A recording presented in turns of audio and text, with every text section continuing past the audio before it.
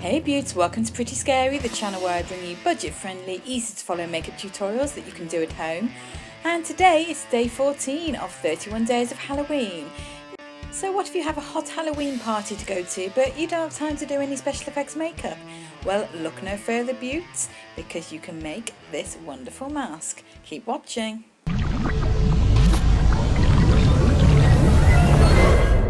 You will need a cardboard mask, some paper clay, some tools, these are just cheap icing tools from Home Bargains, and some water.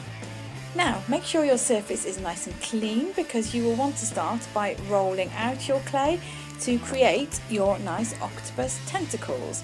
Now can I just say that I do have a cough at the moment, which is why I sound a little bit croaky. In fact, I had a coughing fit so bad last night that I ended up bursting all the blood vessels around my eyes. Anyway, when you've rolled out your tentacle, what you want to do is place it on your mask and squash down the end. And I forgot to make the thin end of my tentacle, stupid me, so that's me doing that there. You can use water to smooth this clay, incidentally, just as you would normal clay. But the beauty of this is it air dries and it dries really lightweight. Anyway, back to the mask. So smoothing the clay down with your fingertips and then using the end of a blunt tool and some water just to smooth that even more into the mask. This will stick pretty well to the mask, but you will just want to help it along by smoothing all the edges into the mask like this. And we will also be sealing it with liquid latex, which I shall show you later. Just utilising the round-ended tool there to ensure that's a nice smooth curve. Right, so continue and just make more of your tentacles. What you want to do is roll them out and put more pressure on the end that you want to be thinner. I know that might sound really obvious, but to some people it isn't. And then just arrange your tentacles however you want. Go with the shape of the mask you've got and just do it exactly how you want. Make sure that some curl over another one to add a little bit of interest, make some thinner than the others, and yeah, just go mad with your tentacles. And there's a phrase I never thought I'd say.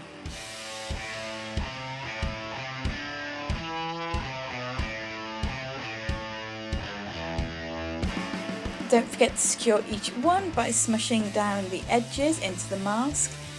And don't forget that you can use water to smooth this clay, like I said earlier. It's just like regular clay. Oh God, I can't even say the word clay.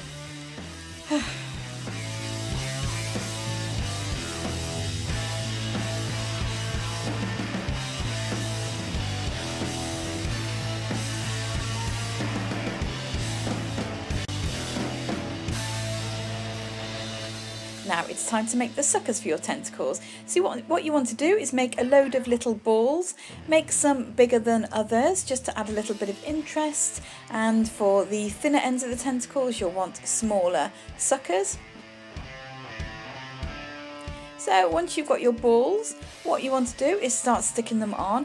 Now I started making indentations to put the suckers into and then realised actually this was an unnecessary step. You don't have to do this, so ignore that.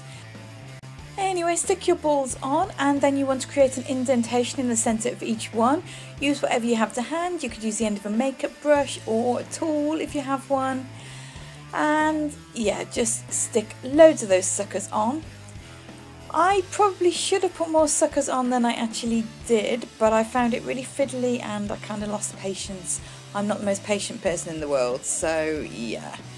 But I used a bit of artistic license and I just stuck a few on where I felt it needed them. And you can do the same, or you can do them all along the underside of every single tentacle if you would like, which is what you should really do. Anyway, I left it to dry overnight and then I realised that there were quite a lot of the suckers that had come off, and there were also cracks in this paper clay, which, reading the reviews online when I bought it, that is something that tends to happen with this clay. But fear not, because you can grab some liquid latex, you can use that to stick your suckers back on, or you can use glue if you prefer, and then you can also use the liquid latex to fill in those cracks. And like I said earlier, we're also going to use the liquid latex to seal the clay and also to make sure it's nicely stuck to that mask base. It also gave the mask a really nice feel to it, a kind of a rubbery feel. feel even, and it made the tentacles and suckers look a lot more realistic rather than just being made out of clay. So I basically just stippled on probably about 3 layers of latex, allowing each one to dry in between, and then it's onto the painting.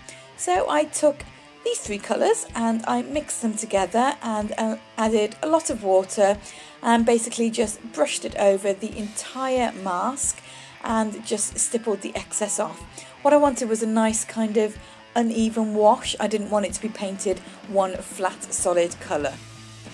By doing these kind of washes, it gives a much more realistic feel to your painting, and it allows you to build up in layers rather than having just one thick layer of colour, which can look a little bit amateurish and can look a little bit fake.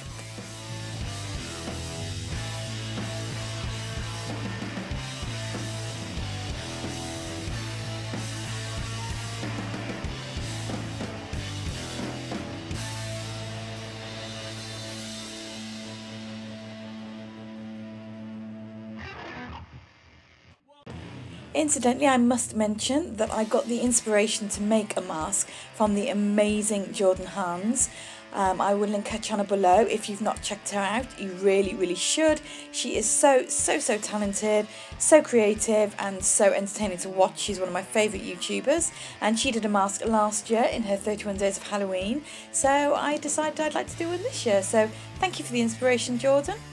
Right, moving on, I'm mixing some blue with some red and then mixing the remnants of that mauvey colour that I stippled over the entire mask.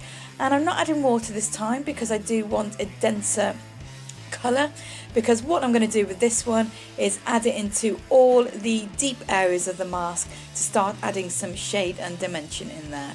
So anywhere the tentacles overlap, the edges of the tentacles, the centres of the suckers, and where the tentacles are adhered to the mask, those are the areas that you want to add the shadow. Basically anything that would naturally cast a shadow, you just want to deepen that up with some paint.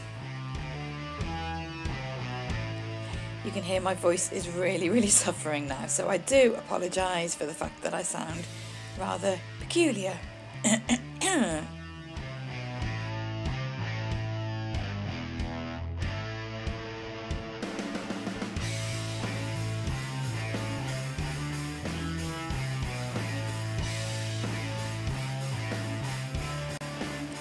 Now, I didn't quite know what to do with the background of the mask, and it was only until I kind of got to the painting stage that inspiration struck, and I decided basically to do this nice kind of aged dripping effect, this kind of distressed look. So I basically just ran the brush over all the edges and dragged it down. I then took some black paint and mixed that into that same mix that we've just used, and I used that to deepen up all the edges of the mask by just running it along all the edges, which you will see in a moment, and also just deepening up some of those deep areas of the tentacles, and also to deepen up some of those drips. I said deepen quite a lot there, didn't I? But it's the only word I could think to use, really. So anyway, you can see what I'm doing. This just really helps to define the edges of the mask and just gives it a really nice kind of finished look. Now, one step I did do, which I didn't catch on camera because it's not the most exciting thing to watch, and it was late at night when I did it, so I didn't have very good lighting, was I actually painted the final piece completely in a layer of PVA craft glue. This gave it a nice shine, and it also sealed in all the paint. Here you can just see me going over the edges of the tentacles with some white mixed into that mauvey shade that we used earlier, and that just highlights them nicely. And there's a finished mask. On to application. So here is me just getting ready for my night out, all casual like, in the middle of the day. And yeah, I'm not looking very Halloween-y. What's a girl to do when she's run out of time? I know, I'll wear a mask. Yay! Here's one I made earlier. So I wanted to create a makeup look that would go along with the mask, so I took off the gloss that I was wearing, and I shouldn't have used cotton wool really because it all stuck, as you saw.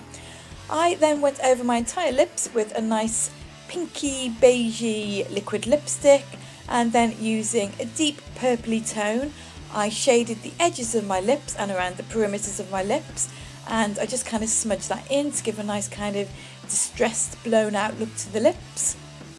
Now I'm going to say it before anybody else comments, I'm very well aware of the fact that my end makeup ended up very much echoing the one that Jordan did to go with her mask.